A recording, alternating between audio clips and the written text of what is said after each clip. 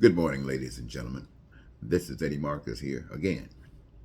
A few days have passed, and the people of this nation have spoken, and we recognize that there was not a red wave, and America survived. But the fight is not over. It continues, and it is constantly involving we, the people. We must always be aware, and I always promote that we be ahead of the game by knowing the game, not the play game, but the game. And as people continue to play the game, you will find candidates for most offices that are really good and moral people. They are representatives of their life experience, the things that they've seen and heard, and the things that they've learned. That's we, the American people. At least that's most of the American people that I'd like to think. But these candidates who run for office, their experiences have not involved looking out for your interests. They do not know what caring, well, to the degree that this entails. They address just addressing what they know that they must say. What do you expect them to say? That which would influence the people. They have always said this, but none have delivered. So I will expose why they have failed, and I will reveal what we call the solution through observation. Now, what I'm speaking about, I wonder, did you get it? I'm speaking about power. It is a hunger for power and the tools that will be used to express the depth of this hunger. Many people say money is a key for power. Now, when you speak of money, especially in a capitalist society, in a democratic process, it says that any and everybody, any one of the 8 billion people, if they lived in America, they say the 8 billionth person was born the other day. Well, that doesn't mean 8 billion here. I'm sure some died. Well, some more by what were born too. So what I'm actually saying, the money, the power, any of you, any of us, we got to come over with a scheme. We got to be able to deliver something. But it's supposedly open to us under this democratic process to become whatever we can become. And it might mean the richest man on earth. It might mean that with that money we can go to Mars. I woke up this morning with, rather than hearing talking about Trump, all I heard was talking about Mars. Mars. Oh, my head went whackity whackity whack. Talking about Mars, Mars, Mars, Mars. And see, this with money, you can achieve this, but that's not the only way that you can achieve it. You can achieve the same results or better through the method of prosperity. You see, when you talk about money as I just described it and how you can compete and may the best man win to have success, or you can work together and prosperity amongst the people. And you can go to Mars and you don't have to have a big headache. But before you want to go to Mars, we want to see what other thing is connected to this power. Power, my friends, having the ability to resist the laws, having the ability to resist the rules, to be above them. What we call that power. Having the ability to violate all of that and still no consequence. Some refer to that as power. Or would you agree if that's some kind of power? Or some might say that power is the ability to hold any and everything accountable. To hold any and everything accountable. You don't get away with anything here. Here who you are. what you are. Some say, now that's some power. Then another might say, power is having the ability to forgive. So we're looking at power in the eyes of money, in the eyes of prosperity, in the eyes of the ability to resist and be above the law. We might have heard in our lifetime someone being able to walk in those shoes. But we've heard conversation about the ability to hold everybody accountable. We heard about that. We heard about the forgiveness thing. But the true power is in that thing that is connected, as I see it, with the oneness of life. That's the universal life, from that life.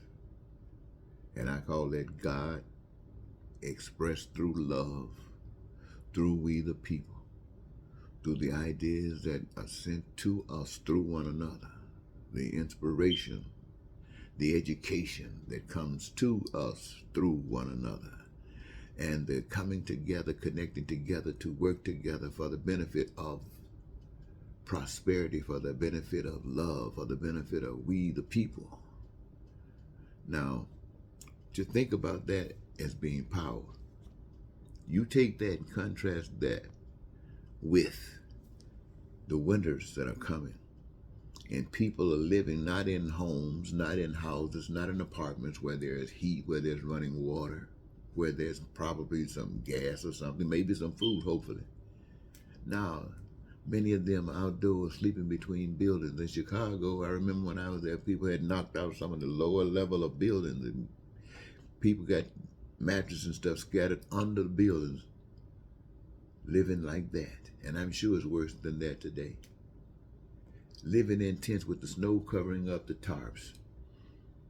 And we, under this premise that money as being available for any and everybody that is cunning enough to get it, versus these people being housed, cared for, or going to Mars. And so you get up this morning, and I'm hear people talking about Mars. I know that, like they talked about Trump when he came out that scene. I know now for a while, all you're going to be talking about is going to Mars this, Mars that, blah, blah, blah, blah, Mars. I mean, there are going to be other conversations, but you're going to be talking about Mars. You will not be talking about getting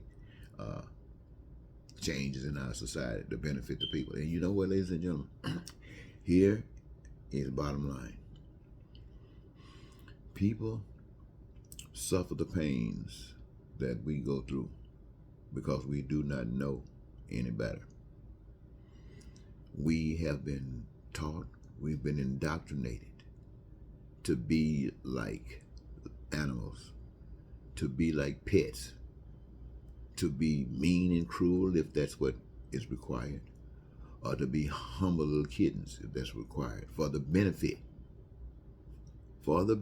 not of us, but for others. And the others might be anybody that is not you. And it happens because we don't know the truth. Anybody that tells us the truth are killed. And we reject what the truth had been leading for us to discover because of our fear, by not knowing the truth, what death really is and what it really does, and not being able to handle death. You ain't got no power, because ultimately that is what the human race holds over each and every last one of us, living or dying. And we don't know anything about dying except you don't move anymore. They burn you up, or they put you in the ground, but you gone. And that's something we don't want to deal with. And so, and not knowing the truth. And what is the truth? I talked to you about prosperity. Death is freedom. Ultimately, death is freedom. I'll leave it there. Just before I go, though, ladies and gentlemen, I would like to clarify something. As you observe on the internet, you might now and then see a flyer or something of me talking about being a candidate for president of the United States in 2024. But I want you to know that I am not actively seeking to be president of the United States in 2024. But I am offering an alternative, one that is not artificial, but invisible, one that has perfect legitimacy and superb evidence of existence. Through how that exists, through the power of words and through that of action. I offer America a chance to stand up for God. A moment ago, many people were calling Trump God's special representative, God's angel. Even though he was lying and cheating and stealing and hating and racism and bigotry. People are that confused. I'm convinced probably that Musk is going to be the next American God. And that God having the influence over the people who do not know God is going to cause a spread of more pain and more suffering. But there's an opportunity for those who really do know God to stand up and give God representation. And I don't have to tell you what that is because I'm not God. But the Spirit, it represents God. And if you got the right spirit, you'll do the right thing. Thank you.